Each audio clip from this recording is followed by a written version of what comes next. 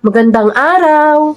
Sa tutorial na ito, ipapakita ko ang simpleng hakbang kung paano mag-add ng employee sa SSS Employer Account.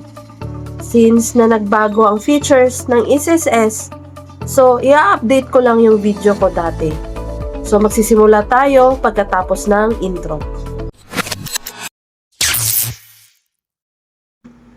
Paano mag-add ng employee sa SSS Employer Account? Una, mag-login tayo sa employer account. Ilalagay lang yung user ID, password, then i-click ang sign in button. My.SSS one-time PIN. Select one option and click or tap get PIN to proceed. So, pili ka lang dito sa isa, time-based one-time password ba or one-time PIN through SMS. Pindutin mo lang yung get PIN at saka ilalagay yung OTP. So next, nandito na tayo sa employer dashboard. As you can see guys, sa quick links, meron dyan payment reference number or PRN contribution. I-click mo yan dyan guys. So, nandito na tayo sa payment reference number / contributions. Sa baba guys, meron kang makikita prepared electronic contribution list. So, meron dyan ang dalawang option. Either ida-download mo yung automatic PRN or ika-cancel. Since na mag-a-add tayo ng employee, pipindutin mo yung cancel button. So, i-click mo lang yung yes. And then, maglalagay ka ng reasons for cancellation at least 10 characters long. So, sa akin, ang nilalagay ko lang dyan, add new employee. After mo malagay yung reasons, i-click mo lang yung submit button. So, ayan na guys. Tapos na nating makancel yung automatic PRN. So, next nating gagawin ay pipindutin natin ang collection list details.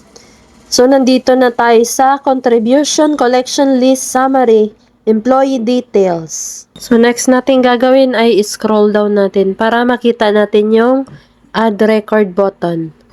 Tapos, i-click lang natin yung Add Record button. So, next natin gagawin ay ilalagay natin ang SSS number, monthly compensation, hiring date, and position ng employee.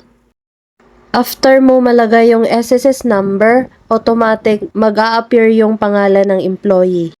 So, ayan, na-fill in na natin lahat ng information na kailangan.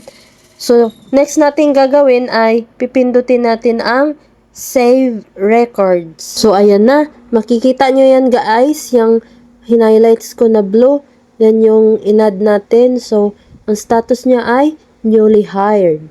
Kapag wala ka nang i-add na employee, so next natin gagawin ay pipindutin natin ang back to summary.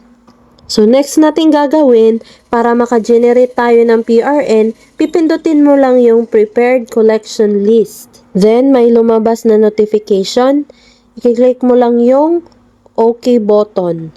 So ayan na, naka-generate ka na ng PRN for the month of May. So next mong gagawin, pipindutin mo lang yung download button, tapos mag-a-appear yung PRN, tapos ipiprint mo yon. Tapos yun ang i-attach mo pag mag-payment ka sa payment center or sa mismong branch ng SSS. At dito nagtatapos ang ating tutorial. Maraming salamat sa panonood ng aking video. Sana ay nakatulong ito at may matutunan kayo. Hanggang sa susunod!